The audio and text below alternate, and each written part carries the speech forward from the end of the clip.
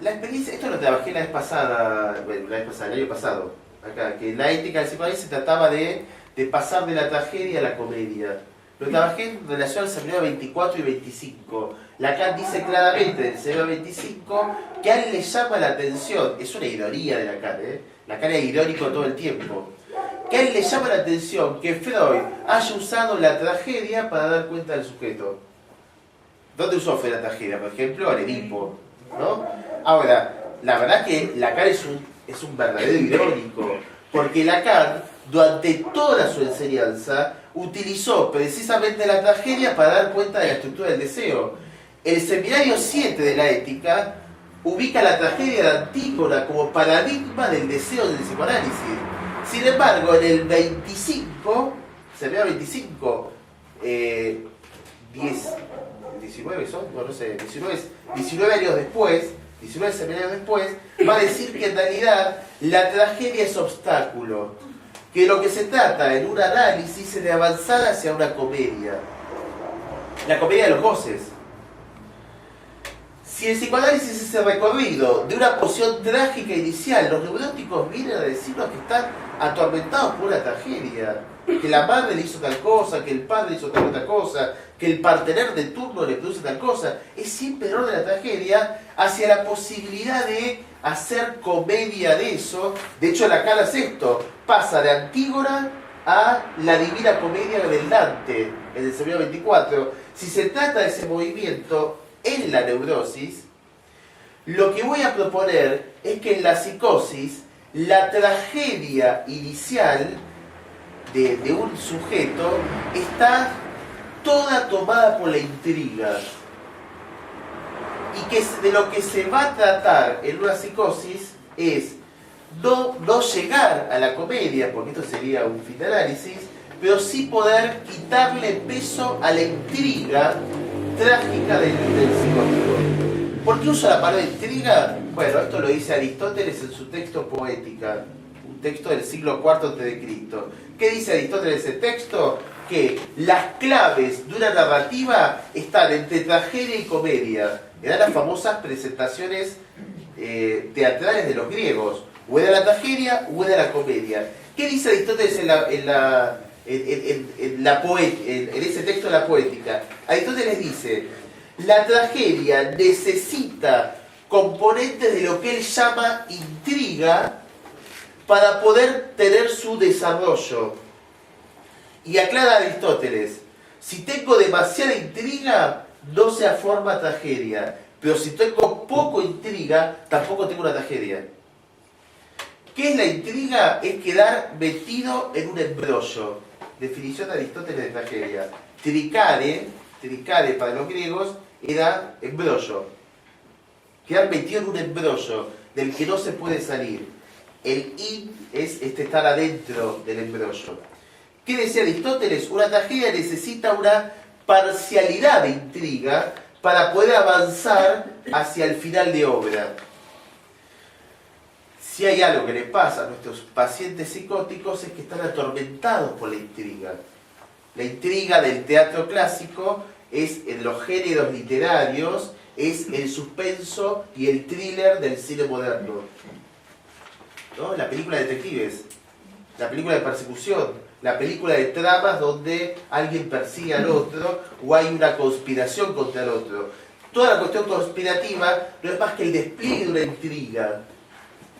de una intriga exagerada en el psicótico, de una intriga que se vuelve totalidad. La idea es que con el humor podamos aflojar niveles de intriga que permitan darle curso a una tragedia que de por sí es bastante densa.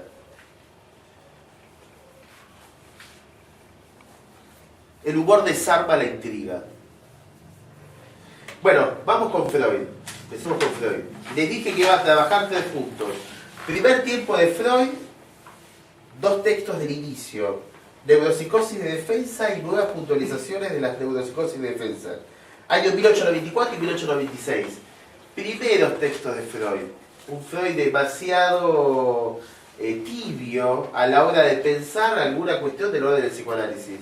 Todavía Freud no tenía determinado el concepto inconsciente, no tenía determinado el concepto de pulsión, todavía ni siquiera tenía determinada la técnica analítica. Todavía Freud en ese entonces hacía hipnosis.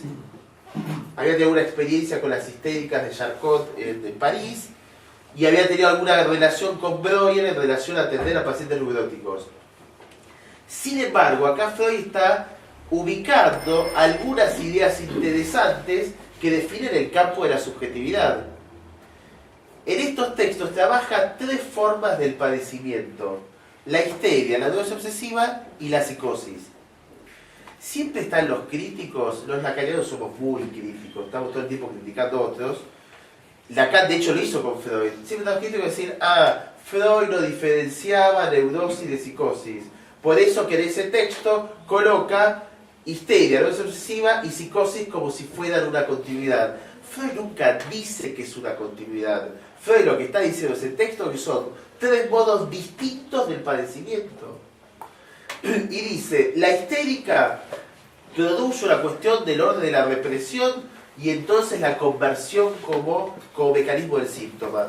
La neurosis obsesiva también produce una represión y entonces dice él la sustitución o falso enlace como mecanismo defensivo.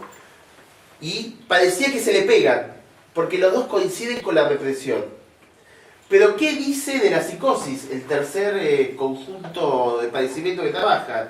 Dice, en la psicosis, existe una modalidad defensiva mucho más enérgica y más exitosa que consiste en que el yo desestime, la palabra en alemán es Verferhung, la representación insoportable. O sea, Freud usó en esos textos tan iniciales la palabra en alemán Verferhung, traducida por represión, para dar cuenta de histeria y neurosis obsesiva. Y utilizó Verferhung, que está traducido como desestimación en el texto acá de Amorautu. En el texto de Ballesteros, en la traducción, está como rechazo. Freud está diciendo que en esta tercera modalidad del padecimiento hay un mecanismo defensivo más enérgico, dice él, más exitoso, le pone un nombre distinto a la represión y dice, eso es constitutivo de la psicosis. Si acá no hay diferencia, entonces ¿dónde está? Digo para los que critican demasiado rápido a Freud. Freud desde el principio sabe que son distintas la neurosis de la psicosis. Lo que pasa es que a Freud no le interesaba definir estructuras a la manera de Kant, a la manera de Kant, de Lacan, estoy lleno de fallidos hoy, en principio porque el estructuralismo vino recién en la década del 50 en Francia, de la mano de Benveniste y Lévi-Strauss. Entonces Freud en 1900 no podía tener ni idea de qué era una estructura. Criticarle a Freud que no pudo decir la estructura es como, no sé, criticarle a Kant que no podía saber qué era el existencialismo de Sartre. Digo, me parece que hay que poder situar el contexto. A su modo, Freud lo dice, hay mecanismos distintos. La desestimación no es la represión. Pero además, dice, la representación desestimada es como si nunca hubiera estado. La frase es, como si nunca hubiera comparecido. Qué buena definición de forclusión, ¿no? Se vio ustedes de Lacan cuando Lacan dice que está inventando de alguna manera el sentido de la palabra forclusión y dice que eso que no estaba ahí, que nunca se inscribió, que es un agujero radical. Freud dice, la representación es como si nunca hubiera comparecido. Por eso no es una represión, sino una desestimación. Y además agrega Freud, junto con la desestimación, se lleva puesto un fragmento de la realidad. O sea, el yo pierde la realidad junto con la desestimación. Y al lugar de esa realidad perdida, dice Freud, van las alucinaciones. Como un intento de reconstruir el agujero que se produce. entiendo a Lacan con el sembrado 3, qué lindo que es el sembrado 3, pero lo cierto es que Freud dice casi lo mismo en 1894. Avanzamos al texto siguiente, 1896, para dar cuenta que este es un primer momento de Freud.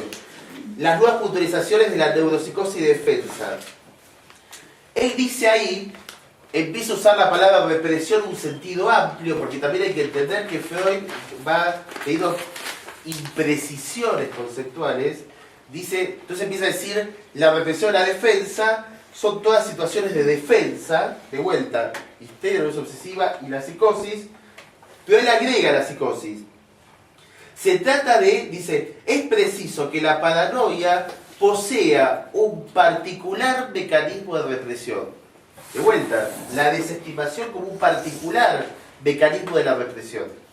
Freud está usando la represión en un sentido amplio, va a dejar la represión para la neurosis, de la represión propiamente dicha, y hay mecanismos particulares de la represión. Y tiene ahí un avance hacia un concepto que después se va a dar cuenta que se equivoca. Él mismo reconoce que se equivoca. Va a decir que el mecanismo particular de la represión en la psicosis es la proyección. Entonces dice, la proyección es lo que define la psicosis. ¿Qué es la proyección? ¿No? Es eso que estaba en un interior que se lo pone afuera. Entonces, odio al que en realidad finalmente me persigue. Pero me persigue porque lo odio. O sea, me persigue es el modo de proyectar afuera lo que en realidad es del orden del interior. Freud con esto explica, por ejemplo, algo muy simple de por qué los psicóticos escuchan voces. Él dice, lo que escuchan es el pensamiento interior como si fuera en voz alta, pero además como si estuviera dicho por fuera. Esto es el mecanismo de proyección. Los famosos fenómenos elementales, las voces que escucha la esquizofrenia, las voces que escucha la psicosis, no es más, dice Freud, de manera muy sencilla, no es más que el pensamiento interior puesto afuera. Un obsesivo, ¿qué haría? Se atormentaría con una idea que la pensaría, hice mal, hice bien, no, creo que me equivoqué, ¿se entiende, no? Puro pensamiento consigo mismo. A un psicótico, ¿qué le pasa? Escucha afuera lo que nunca puede pensar porque eso está desestimado. No estuvo nunca ahí. Paciente psicótico, interesante. Se le ocurre que él tiene que se le ocurre la idea, con certeza, de que él era flaco y que tenía que ser más musculoso. Toda una práctica de gimnasio, pero del lado de la certeza. Entonces un día va hasta el espejo y escucha la voz que le dice, ¡qué groso! ¿No? Claro, sí, se lo dice otro. Pero es lo que piensa él.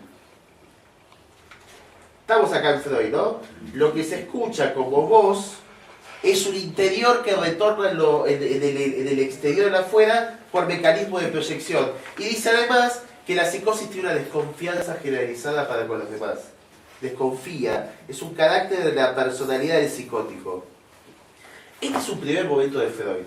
Sienta las bases, dejan claro que se trata de mecanismos distintos, pero además dejan claro que lo que va a estar en juego es algo del orden, de una fractura de la realidad que viene todo el tiempo desde un exterior que se vuelve persecutorio. Pasamos a un segundo momento de Freud. Les dije, hacemos un corte, un nuevo corte. 15 años después, Freud escribe su texto base de psicosis, que es sobre la famosa autobiografía de Schreber, sobre un caso paranoia descrito autobiográficamente, ¿no? Dice Freud. Una crítica a muchos analistas. La psicosis en Freud no es Schreber.